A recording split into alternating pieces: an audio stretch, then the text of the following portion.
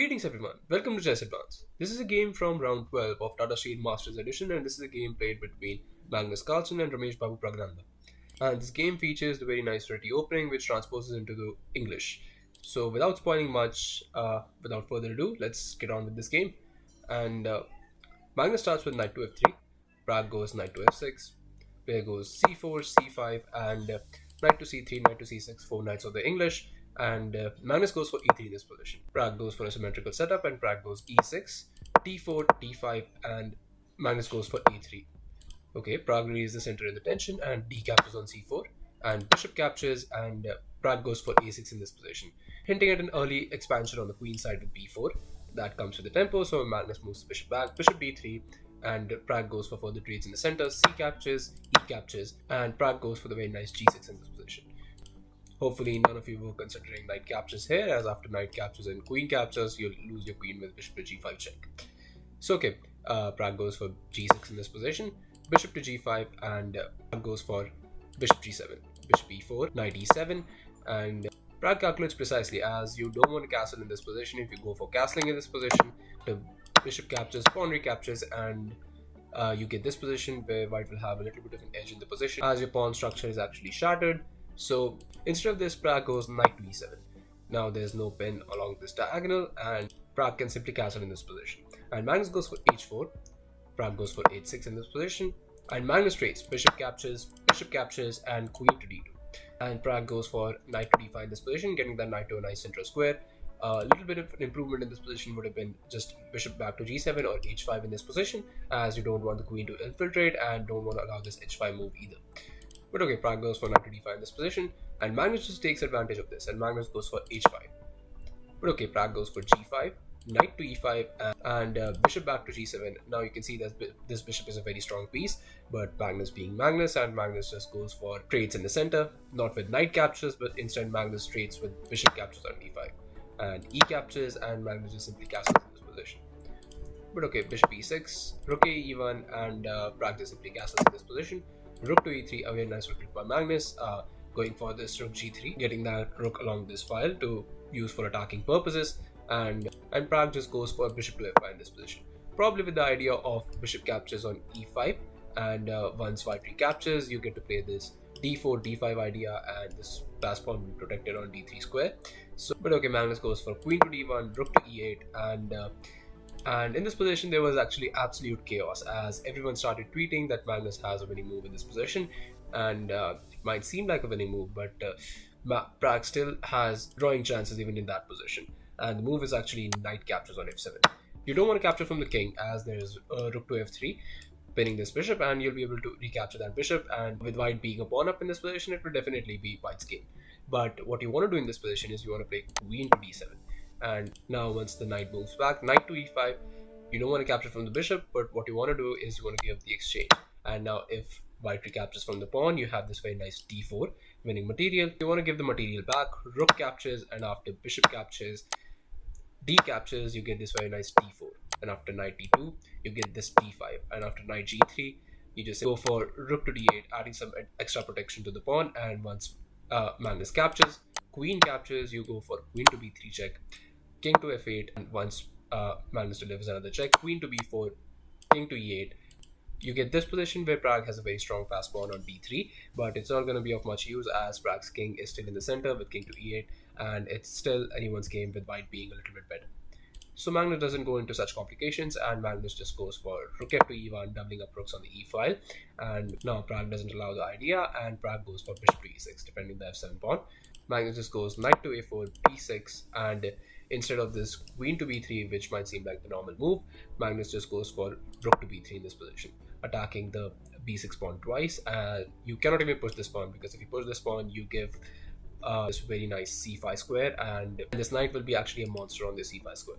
So instead, there's no actual way to even save this pawn, so Prag just plays the only move he can, and he goes for queen to c7.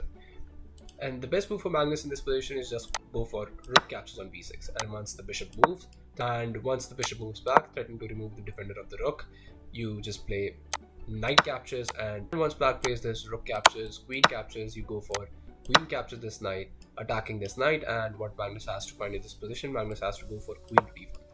defending this knight and also not allowing the queen to infiltrate with queen to g4. And what Magnus said post-interview, that move he's about to play was actually a miscalculation on his part, and he saw that both the moves were equally fine. He couldn't evaluate them till the end, but he just thought that both of them would be fine and he went with either one. But the one he went for actually doesn't give white any advantage, and what Magnus goes for in that position is Magnus just plays knight captures on b6. And this takes the advantage away from white and plays it precisely, and Pragg goes for rook to b8. And once the knight moves, Pragg plays a pair of rooks in this position. Rook captures, queen captures, and Pragg goes for the best defensive resource he has in this position, which is bishop captures on e5. And once white recaptures, he can go for something like d4 in this position, but Pragg goes for actually a very nice move with queen to a5, attacking the rook. But okay, Magnus defends with queen to d1, and Pragg goes for another amazing move with bishop to g4, trying to deflect the queen from the defense of the rook.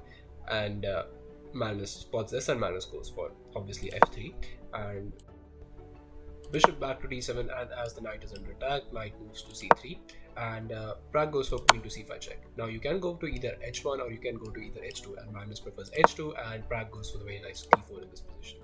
And Magnus finds the only move which doesn't give Pragg an advantage in this position, and Magnus goes for the very nice rooklet with rook to e4. Pragg just captures the knight on c3, knight captures, Magnus captures the bishop on d7. And there are a lot of moves you can play in this position, and this one being rook captures on e5. Once white goes for something like b4, and black asks for a queen trade with queen to d5. Once the queens are traded off the boards, white can go for something like rook to c4, and once black plays a rook to d3, you get this position where a4 b5 is coming, and it will mostly lead to a drawish end. Pragg tries to mix it up, and Pragg actually goes for c2 in this position. Yes, Pragg hangs an entire rook on the e8 square, and Pragg has to calculate everything very precisely in this position, because see, look at these pawns.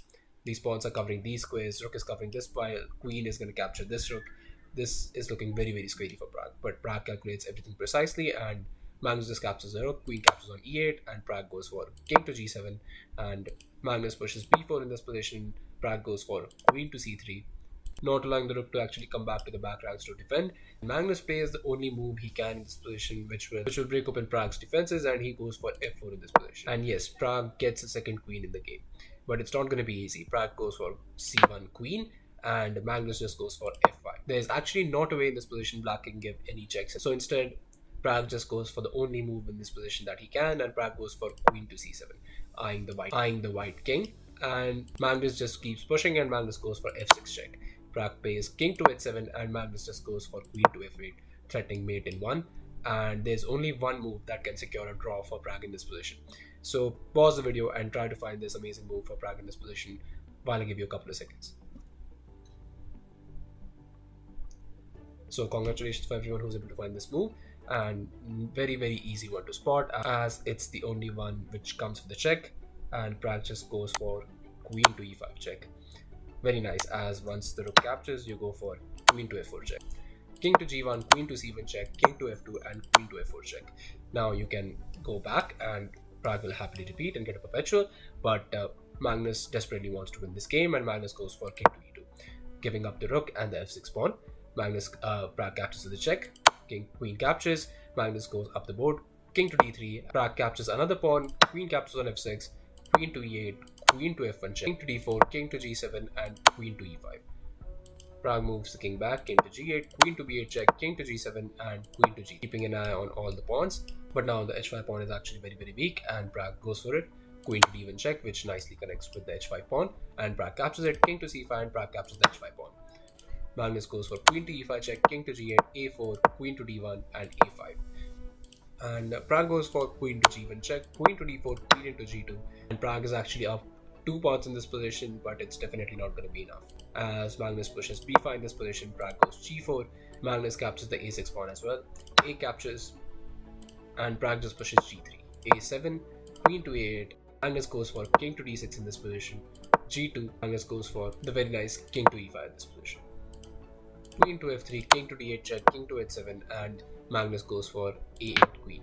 Magnus gets 2 queens on the board, but it's still actually a draw, and Pragg proves how. Pragg goes for queen to c3 check, Magnus blocks with the queen, and Prag just simply trades. Queen captures, king captures, and Prag's pick another queen in the game with the check, g1 queen, and that comes with the check. King to d3, queen to d1 check, king to e3, queen to e1, king to d3, queen to d1, king to e3 in this position. And it was in this move on move 68 that Magnus and Prag actually decided to draw their game, as there is nothing more for both the players to do in this position.